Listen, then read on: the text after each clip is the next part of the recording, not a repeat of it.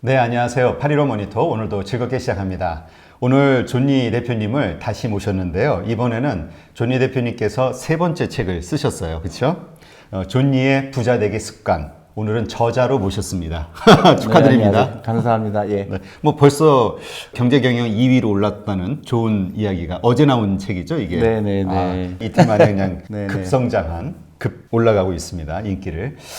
오늘 이 책에 나오는 여러 가지 주제들 가운데서 흥미로운 주제 몇 가지 좀 뽑아서 한번 질문을 드릴게요. 일단 대표님께서는 이 책에서 부자가 되지 못하는 이유 세 가지를 언급하셨거든요. 그게 뭔가요? 그래서 여러 가지 이제 대부분의 그 한국이 좀 심각한 게 네. 그 노후 준비가 가장 안 된 나라예요. 그리고 그러니까 노인층의 빈곤율이 높고 또 노인층이 그 빈부격차가 굉장히 심각하거든요.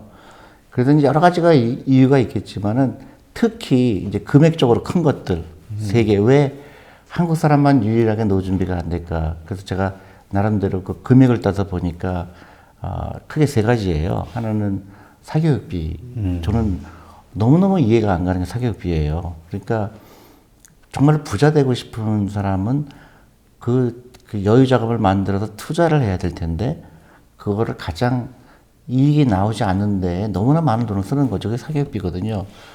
우리 아이가 공부 잘한다고 그래서 그 아이가 부자 될 확률하고는 지극히 관계가 없는 건데 거기에 너무나 많은 돈을 쓰는 거예요. 그래서 그게 금융 문맹의 일종인데요. 그러니까 어떤 그 돈의 가치에 대해서 생각하는 그게 상당히 부족해서 그런 거고. 또 하나는 이제 제가 많이 얘기하는데 사람들한테 자동차 팔아라. 저는 자동차 갖고 있는 이유를 모르겠는 거예요. 그러니까 그 지하철 타도 되고 버스 타고도 되고 특히 서울은 못 가는 데가 없잖아요. 근데 정말로 가기 어려운 데라도 택시값이 굉장히 싸요. 그리고 안전하고. 근데 놀랍게도 전부 그 습관이 돼 있는 거예요. 차를 운전하는 거. 그래서 이게 그 개개인의 부를 굉장히 빨리 갉아먹는 거죠. 네. 그래서 그런 거를 투자를 했으면 노후 준비하는데 큰 문제가 없어 보이거든요.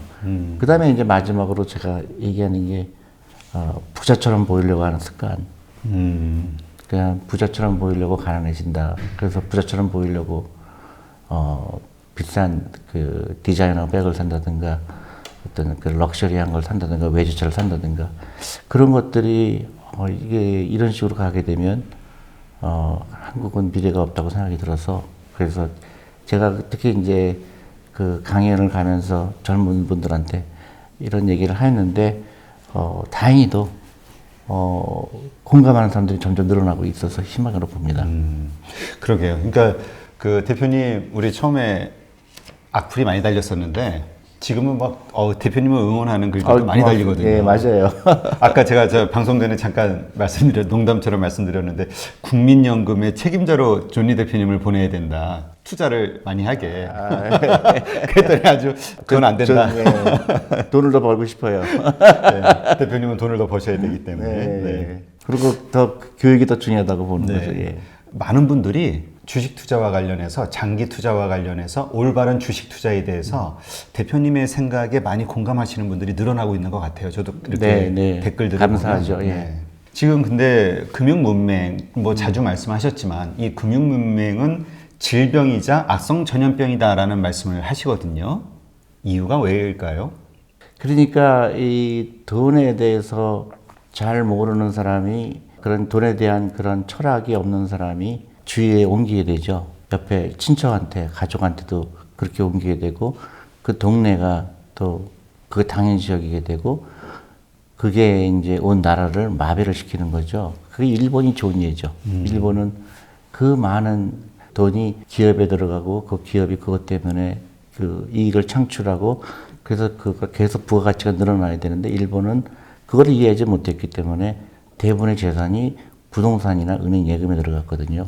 그러니까 제가 30년 동안 일본을 보면 계속 쪼그라드는 거죠.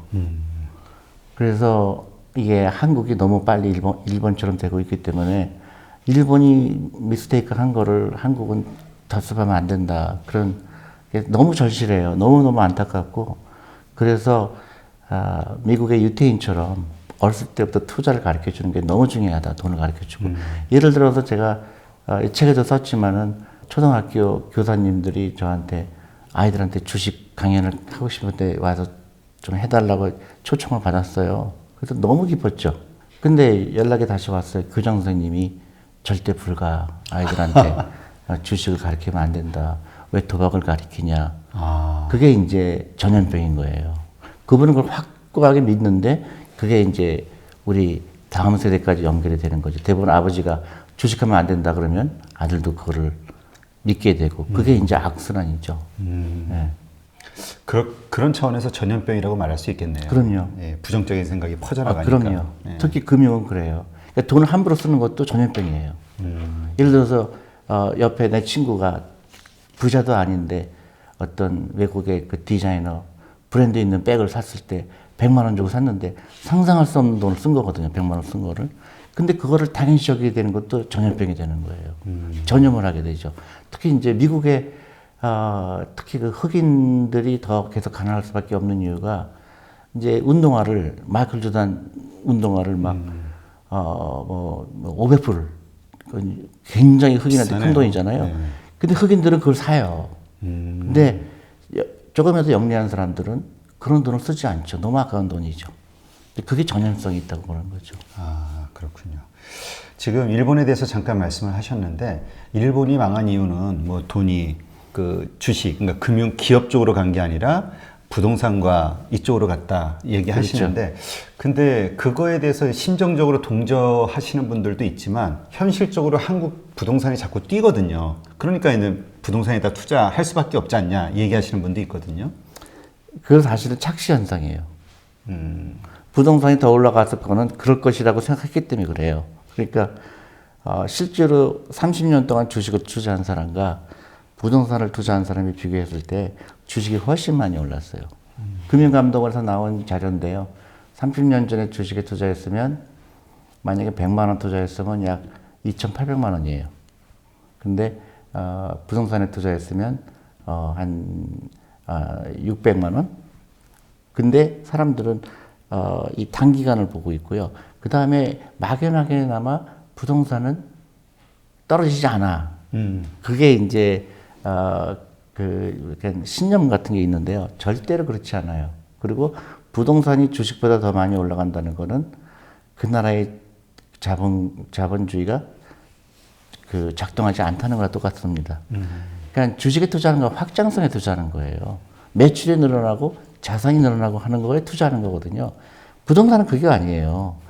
내가 1억 주고 샀는데 누군가가 나중에 시간이 지나서 2억에 사주길 바라는 거잖아요.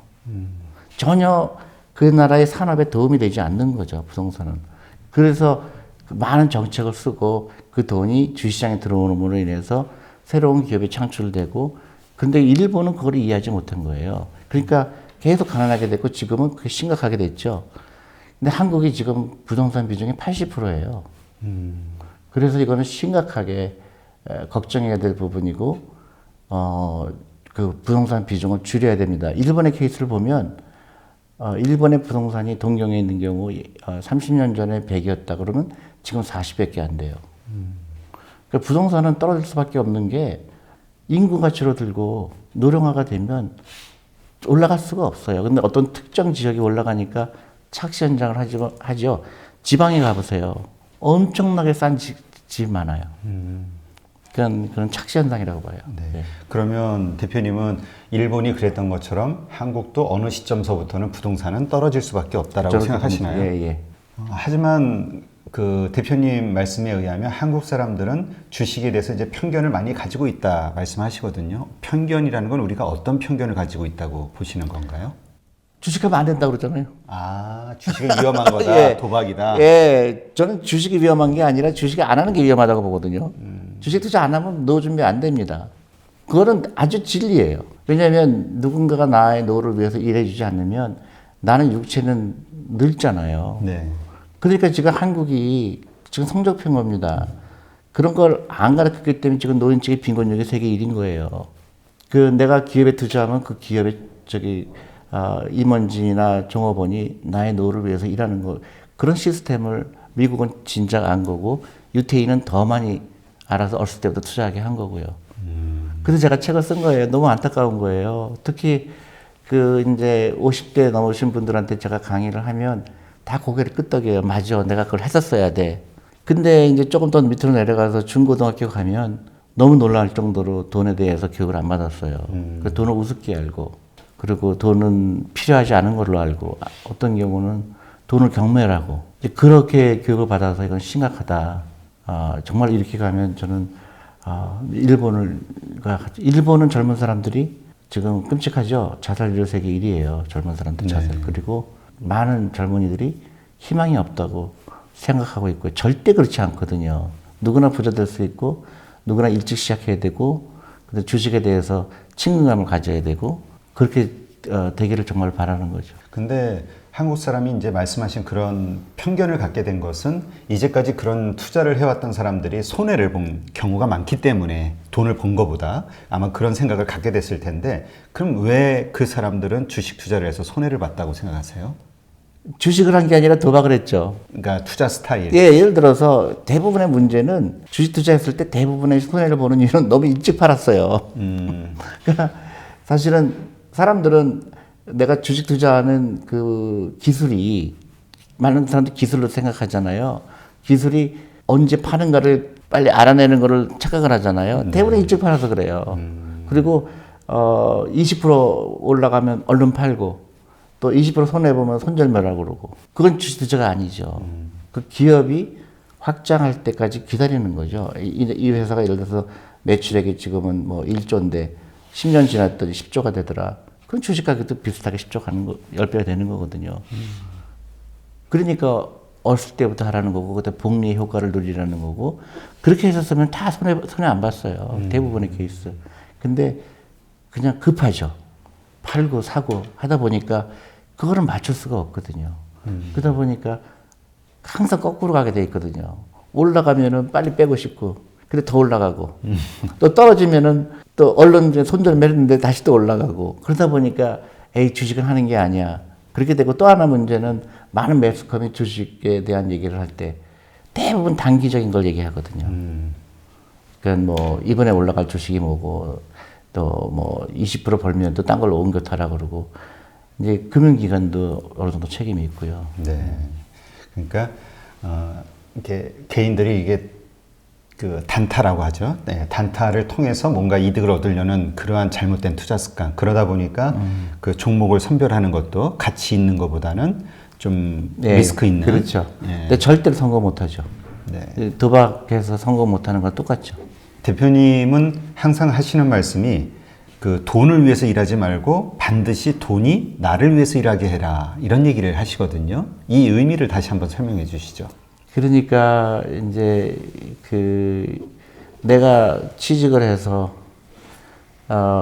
아침에 출근을 일찍 해서 오후에 이제 퇴근하고, 그거는 내가 내 시간과 노력을 해서 그 대가를 받잖아요. 네. 그거는 내가 돈을 위해서 일하는 생활이죠. 그러니까 절대로 그것도 중요하지만 그거 갖고 내가 부자가 될 확률은 없죠. 대신에 내가 어딘가 투자를 함으로 인해서 내가, 예를 들어서 내가 어떤 A라는 주식에 투자했을 때는 내가 어디 여행을 가든 잠을 자건 그 회사는 계속 부를 창출하고 노력하잖아요. 네. 나는 갖고가 있잖아요. 그러니까 내가 일을 아무도 안 해도 그 누군가가 내 노를 위해서 일을 한다니까 그 돈이 나를 위해서 일하는 거거든요. 그러니까 그 비중을 점점 늘리는 거죠. 지금 예를 들어 취직을 내가 하면 지금 100%가 내가 돈을 위해서 일하는 거죠. 네. 근데 내가 월급의 10%를 주식에 투자했다든가 일정 하면은 점점 돈이 나를 위해서 일하는 게 점점 늘어나겠죠. 그 다음에 이제 내가 이 다음에 은퇴할 때쯤 되면 대부분의 돈이 남이 일한 거가 나의 노후를 준비하는 거죠. 그러니까 주식 투자는 대표님은 은퇴를 위해서, 노후 준비를 위해서 하는 것이다라고 말씀하시는 거죠. 네. 그러면 그 돈과 은퇴 전까지는 계속 투자 보유해야 된다. 항상 투자가 돼야 되죠. 그리고 주식 투자는 무조건 노후 준비예요. 딴 게 없었어요. 그러니까 저는 재테크라고 그러는데 재테크가 아니에요. 주식 투자는 머스트예요. 머스트고 그 다음에 내 노후를 위한 목적은 유일하게 노후를 위한 겁니다. 그리고 앞으로 오래 살잖아요. 네. 그래서 더 오래 투자가 돼야 되죠. 근데 이제 아까도 잠깐 말씀하셨지만 사회가 이 뭐라 그럴까요? 경제가 점점 이게 인구가 줄어들면서 경제가 점점 그 어려워질 수 있다. 저성장 기조가 고착이 된다. 그러면 기업의 실적이라든가 이 성장에는 한계가 있지 않을까? 그럼 결국 주식은 예전처럼 그렇게 많이 올라가지 않을 것이다라고 또 이야기하시는 분들도 있거든요. 아니죠. 모든 게 상대적이죠. 옛날에는 주식 시장이 더 올라가는 거는 은행 이자보다는 주식이 무조건 좋게 돼 있거든요. 자본주의 기본 원리잖아요. 이자율이 내려가면은 주식은 좀 둔화가 될 수 있지만은 반드시 그건 아니지만 네. 그렇다 치더라도 주식이 훨씬 나은 거고요. 그 다음에 그렇게 단순하게 결정할 때는 아닌 것 같아요. 인구가 줄어들고 그러면 그 회사가 돈을 더 덜 벌 것이다. 그거는 극히 일부만 본 것 같고요. 그렇기 때문에 많은 기계가 노동을 대신할 거고, 그러면 기계 만드는 회사는 돈 잘 벌 거거든요. 네. 그러니까 항상 돈을 버는 데는 생기게 돼 있고, 또 사람들이 오래 살게 되잖아요. 그러면 그런 헬스케어라든가 이런 거 돈을 엄청나게 벌 수가 있죠. 그러니까 그러니까 인간이 계속 발전하면서 항상 기회는 있거든요. 네. 그러니까 투자를 과거의 어떤 투자 잣대가 아니라 그런 바뀌는 사회에 맞춰서 그런 회사를 찾아내면 된다. 그렇죠. 그러니까 항상 그런 기회는 있게 돼 있고, 그래서 주식은 무조건 해야 되는 거고, 그런 그 기회를 포착하는 거는 계속 노력을 하는 거죠. 근데 이제 보통 얘기하는 것처럼 주식을 사고 팔고 하는 그거는 좋은 방법이 아닌 거죠. 네. 대표님은 그 일본 아까 잠깐도 말씀하셨지만 일본의 실패를 우리가 따라가면 안 된다 말씀하셨잖아요.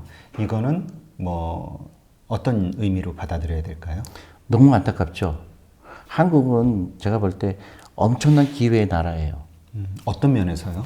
제일 중요한 게요. 한국이, 그러니까 저는 이제 해외를 많이 다녔잖아요. 네. 그래서 각 나라를 비교해 보는데 딱 그 전 세계에서 가장 우수한 민족 중에 하나가 유태인치잖아요. 네. 근데 저는 유태인보다 한국 사람이 더 똑똑하다고 보거든요. 네. 근면하고, 그 다음에 한국은 종교 이슈가 없어요. 막 이슬람하고 뭐 이렇게 전쟁을 하고 막 그런 이슈가 없어요. 네. 한국은 굉장히 선량하고, 그리고 성공하고 싶어하고, 그리고 부지런하고, 교육률도 높고, 한국 사람 같은 데가 별로 없어요. 특히 한국 사람은 다음 세대가 나보다 더 잘 살기를 원해요. 그런 민족이 별로 없어요. 그래서 한국은 저는 무지한 포텐셜이 있다. 이미 그렇게 나타나고 있죠. 이미 인터넷 세계에서 제일 빠르죠. 그 다음에 가장 안전하죠. 네. 그리고 그런 교통 시스템 너무 잘 돼 있잖아요. KTX도 있고, 지하철도 너무 잘 돼 있고, 버스도 너무 잘 돼 있고. 너무 놀라운 게, 그런데 불구하고 한국 사람들은, 특히 젊은 사람들은 헬조선이라고 그래요. 네. 그런 말 많이 쓰죠. 나는 이게 이해가 안 가요. 이게 왜 그러냐면 나는 부자가 될 수 없다고 믿기 때문에 그래요. 그걸 가르쳐 주고 싶어요. 그래서 제가 책을 쓴 이유가 그겁니다. 그렇지 않다. 흑수저라고 그래서 자꾸 매스컴에서 나오죠. 뭐 흑수저기 때문에 뭐 기회가 없다. 천만의 말씀이에요. 기회는 엄청나게 많아요. 근데 다만 생각을 바꿔야 되죠. 내가 부자 되고 싶어야 되고, 그다음에 기존의 그런 사교육비 쓴다든가 그런 바보 같은 돈을 투자로 바꾸는 거죠. 그러면 그 좁은 시야의 재테크에 대해서 이제 경고를 하시는데 좁은 시야의 재테크라는 거는 뭘 얘기하는 건가요? 그러니까 돈 버는 수단이 아니란 얘기예요, 주식은. 그러니까 예를 들어서 주식 투자하는 이유는 내가 어떤 A라는 주식을 사서 한 6개월이나 3개월이나 해서 뭐 20% 벌고, 또 다른 데 가서 또 20% 벌고, 대부분 그렇게 생각하잖아요. 그런 일은 안 일어납니다. 주식 투자하는 이유는요, 삼성전자 예를 들어도 좋고, 뭐 여러 가지 그 블루칩 예를 들어도, 10년 전에, 15년 전에 사갖고 가만히 있었더니, 뭐 20배가 됐네? 10배가 됐네? 그게 주식 투자예요. 그래서 어렸을 때부터 하라는 거고, 복리의 마법을 이용하라는 거죠. 그러니까 그렇게 해서 주식 투자 성공하는 거죠. 예를 들어서 한국의 많은 부자들, 특히 재벌들 부자들 왜 부자죠? 주식 가격이 올라가서 부자죠. 빌 게이츠도 그렇고 워런 버핏도 그렇고 결국 오랫동안 기다렸더니 주식 가격이 올라간 겁니다. 우리도 마찬가지죠. 사서 기다리는 게 제일 좋은 거죠. 근데 이제 그 사람들이 변동성하고 리스크를 구별을 못 해요. 변동성을 리스크라고 착각하죠. 변동성이라는 것은 어떤 일정 기간 동안 주식이 변화하는 건데 그건 내가 컨트롤할 수가 없어요. 네. 근데 리스크는 20년 기다렸더니 회사가 없어지더라. 그거는 이제 리스크죠, 그죠? 네. 이제 그거는 이제 어느 정도 지식 이제 공부를 해야 되는 거고, 또 아니면 공부하기 싫으면 펀드를 사는 거고, 그런 그거는 너무 그거 하나 가지고 주식 투자 안 한다고 생각하는 거는 그 변동성을 리스크하고 착각해서 그런 거죠.